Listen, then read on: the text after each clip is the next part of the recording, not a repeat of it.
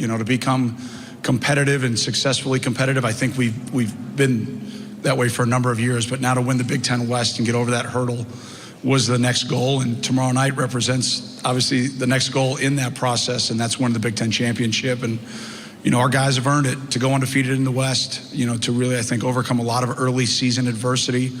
They're playing their best football of the year right now, and excited for the challenge and the opportunity tomorrow night.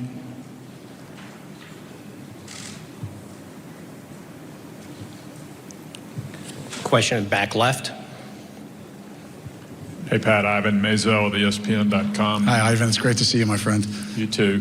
I assume that a team this veteran is what was the key to getting over the early season adversity. Could you describe the special qualities of this senior class? The most successful senior class that we've ever had. You look at the quarterback, Clayton Thorson, making his 52nd start tomorrow night. I mean, that's unheard of. It's never been done before in Big Ten history. So his durability, his toughness, I think a guy that maybe outside of our program is a little bit underappreciated, and that's okay, because in the world we live in today is about stats. If you're not putting up these gaudy stats, you must be average, and that's the furthest from the truth when it comes to Clayton. He's our leader. He's the guy that stirs the drink, so to speak. Coming off that tough offseason injury and to rehab the way that he did, and to get himself back in the opener is nothing less than miraculous. There's other guys like Nate Hall and other players that are in that same category. But yeah, absolutely, the senior class has been outstanding. To walk off Ryan Field last Saturday evening, with the Land of Lincoln Trophy, with the Big Ten West Trophy, it was a real special and surreal moment for us, and just really proud of those guys and excited to have not only tomorrow night's opportunity, and then whatever postseason opportunity that we have. I'm 0 for 1 in this press conference for sake of the coaches and knowing who they're talking to. Yes, in answer to the previous question, we will ask you to identify yourselves, please. Second row. Hey, Pat, Adam Rittenberg, ESPN. Hi, Adam.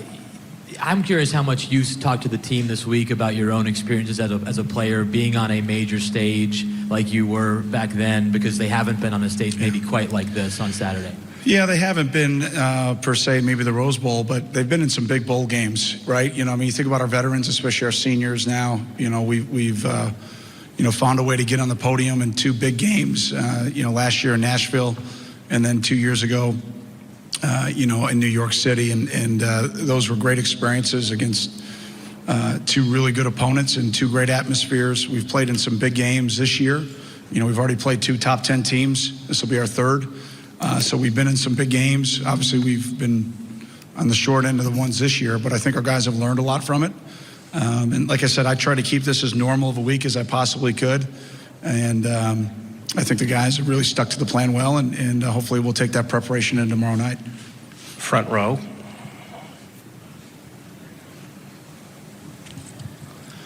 Doug Maurice with Cleveland.com. Hey, Doug. Hey, Pat.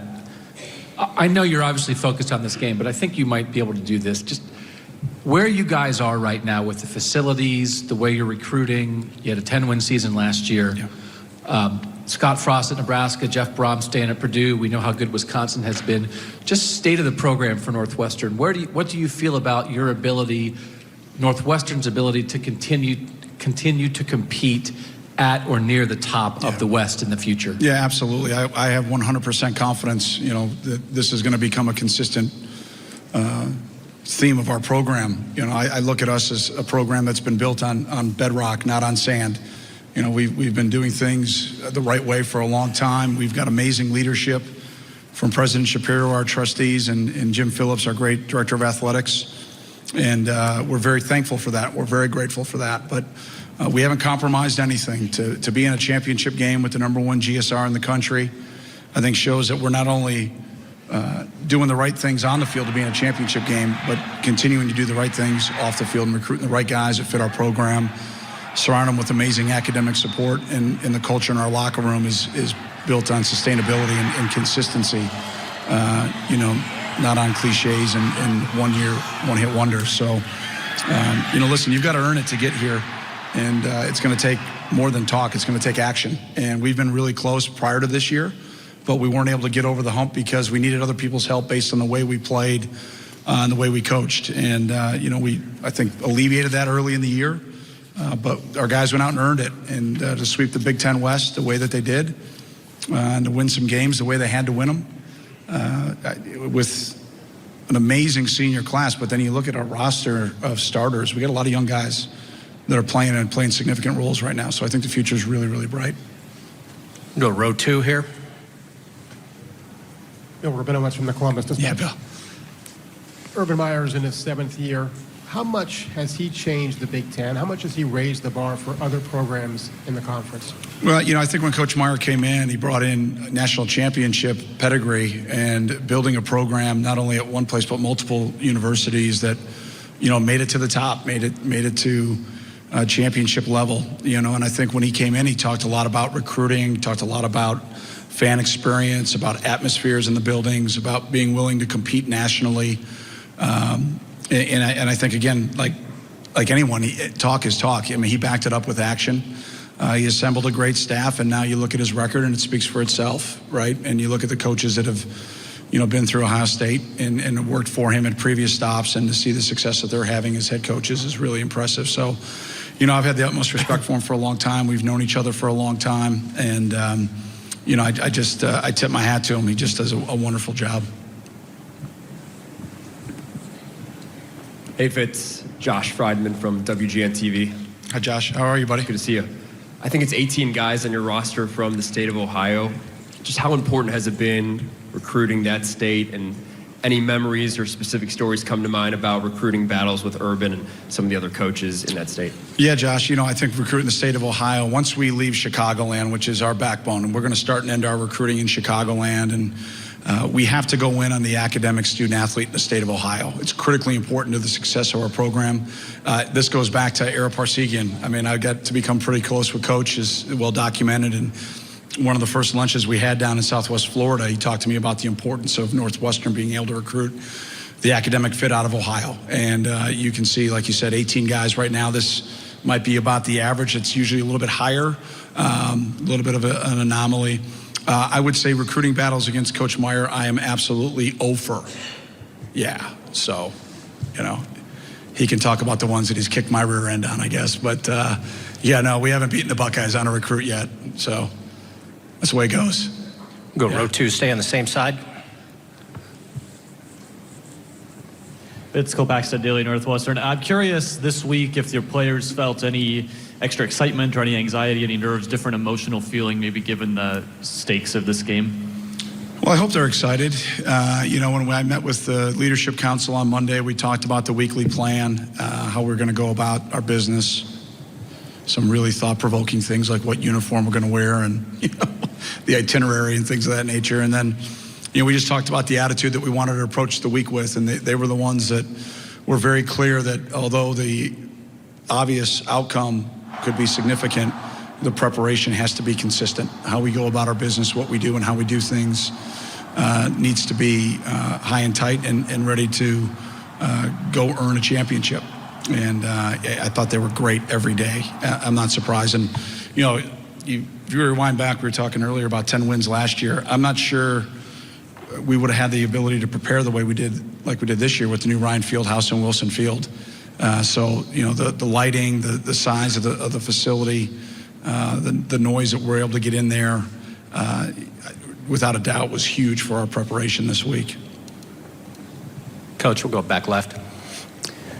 Pat, Jordan Strack from WCOL in Toledo. Hi, Jordan. What has Nate Hall meant to your program, and how has he kind of evolved over the years since he came from Ohio? Yeah, well, I remember here's your recruiting story, going to watch Nate play basketball and, dunk the ball. And I looked over at our linebacker coach, Randy Bates, at the time. I said, I think he'll be able to play for us, his linebacker coach, head coach, couldn't dunk the ball, so he'll be okay. But it's a family affair when you talk about the Halls. Obviously had the privilege to coach his older brother, James, who was a great player for us and went on to play in the National Football League. And, when I went into the home for the first time, his parents were very clear that they wanted me to make sure I came back for Nate. And I said, well, I got to back up my words with actions with James first, and hopefully we'll earn your family's trust and be able to come back and get Nate. He's a very talented player, plays multiple positions for us, was a great player early in the kicking game, and now has just incredible position flexibility. Randy Bates went on to become the DC at Pittsburgh, and so fired up for him, and Coach Narduzzi playing in the ACC championship here tomorrow night also. But, when I brought in Timmy McGargle, to coach the linebackers, Nate knew more of the defense than Tim did. So there were some times in spring ball and even during training camp where Nate was like, Coach, actually, this is how we do it, and was making adjustments on the board. So, Nate's overcome a ton, very, very similar to Clayton, and has been a huge leader for us on the defensive side of the ball. And just so thankful to that family for their trust, and looking forward to a couple more games with him. And he's going to play in the NFL for a long time. Second row. We'll go back-to-back, stay in the second row. Well, thank you. Tim May, Columbus Dispatch again. Coach, Isaiah Bowser in a nutshell. How tough of a move was that to go with the freshman running back? Obviously he had injury situations, but what did you see in him that told you he was ready for it? Yeah, Tim, it started obviously out of necessity from injuries. We thought, again, another great Ohio player, Jeremy Larkin, would be our back, coming out of an amazing season last year. And, him and Jordan Thompson, two great players from LaSalle that, Jordan's an unsung hero on our team. But to talk about the running back position specifically, we could have never anticipated what happened with Lark. Then there were probably 2 or 3 weeks where we had to figure out who was going to take over the lead. And we really opened it up to competition. Not that we told the guys, hey, this is spring ball, training camp, made the best player win, but we basically did that as a coaching staff. And to the whole room's credit, all the guys competed, tried to fill into the role to the best of their ability. And to Isaiah's credit, he took it over. I think the Rutgers start really gave him a lot of confidence. And, I think he's moved forward each week, getting stronger and stronger. But, again, another Ohio young man that from Sydney that I think has got a bright future ahead of him.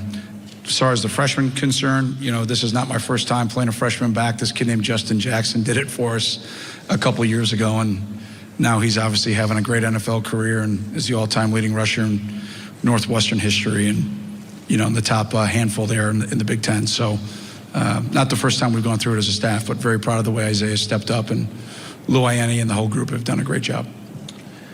Hey, Coach, Adam Hogue, WGN Radio. Hi, Adam. Hey. I wanted to ask you about clinching a few weeks ago, clinching the West. You made it very clear the last 2 games were very important. You went out and won those games. But how did these circumstances and those games help you prepare for tomorrow? Adam, we talked about championship preparation for 3 weeks, the week leading into Minnesota, Illinois, and then obviously this week, to take a look at how you go about your film study, your preparation, your hydration, your nutrition, your rest, your daily routine. Let's put it to a championship level. Not that it hasn't been, but let's raise it up a little bit. And then after we got through going to Minneapolis, it was the same thing for the Illini and obviously this week. And so that was the challenge. And then, for me, I hope that we're able to clinch a couple weeks early for the rest of my career. But that was a different challenge in managing the health of the squad, still preparing them mentally, physically, and emotionally, winning the game, which is the most important thing. And the guys, when we met, leadership council and captains, was about going undefeated in the Big Ten West.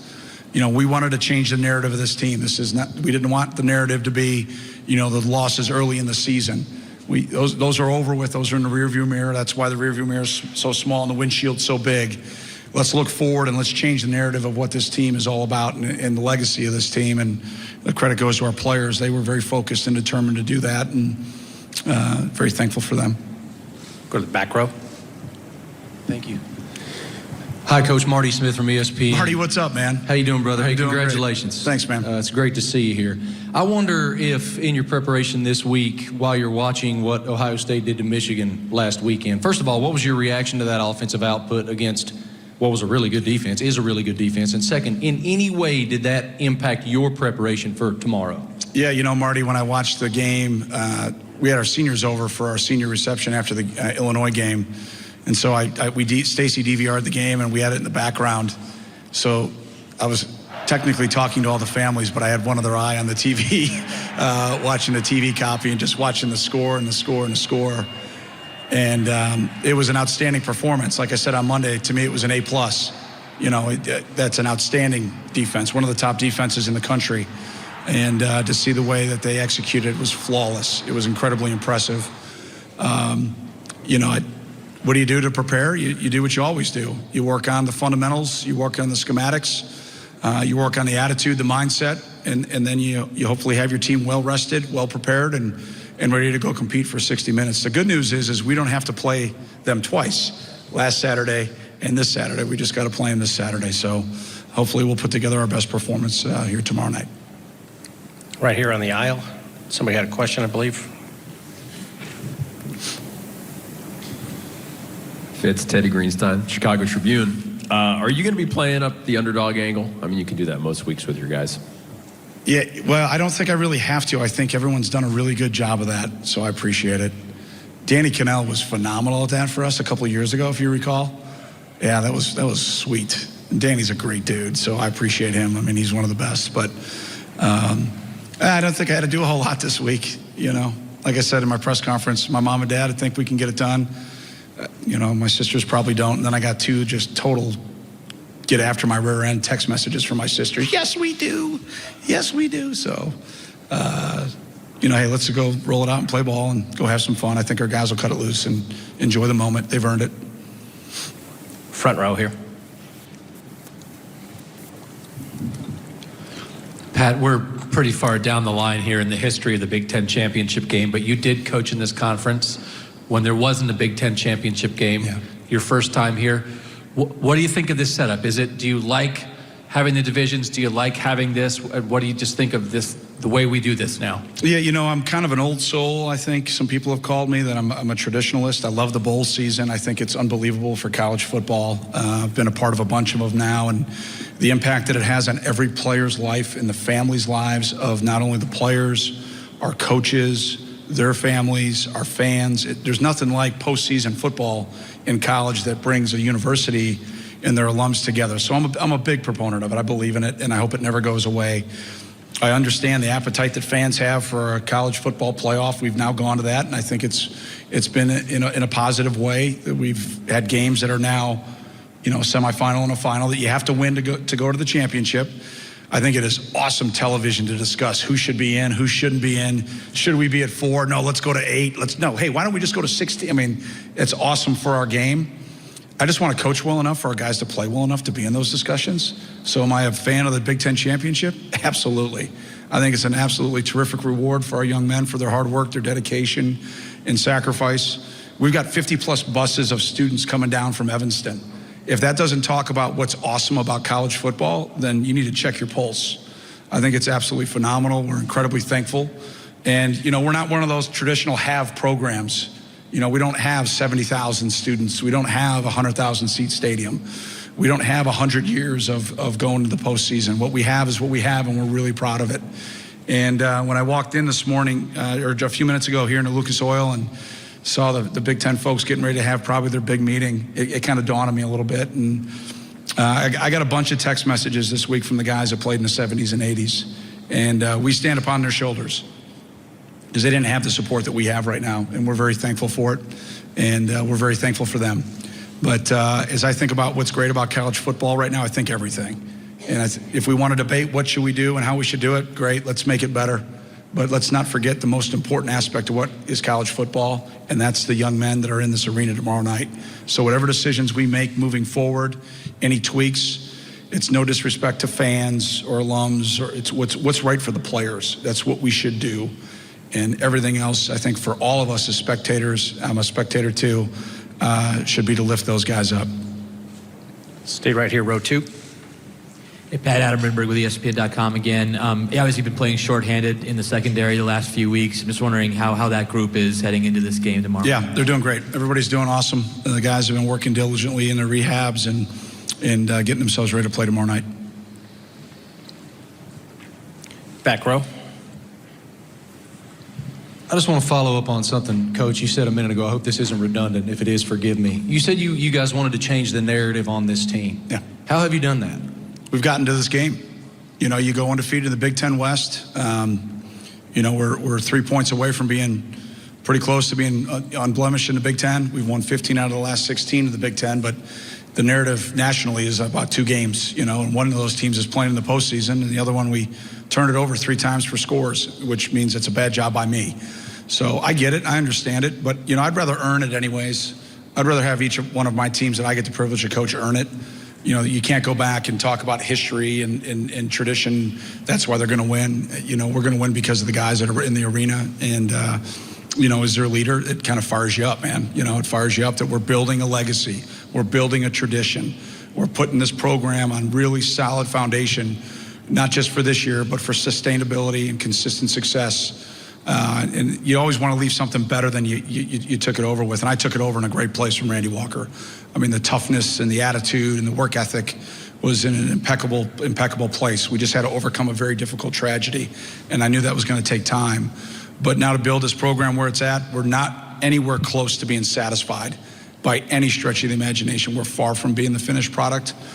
But this was, again, the next hurdle to get over, for us to get our program where we want it to be. And I was a part of it a couple of years ago as a fan. There was no bigger fan of Chris Collins and our hoops team than me. It's well documented. I'm like a YouTube sensation going crazy. So I hope those guys go down to Bloomington tomorrow, get the dub, and come on up here and cheer their rear ends off for us. Two-way street. So I hope they have a good time. Got about 5 minutes remaining with Coach Fitzgerald. Any remaining questions? Row 1, please.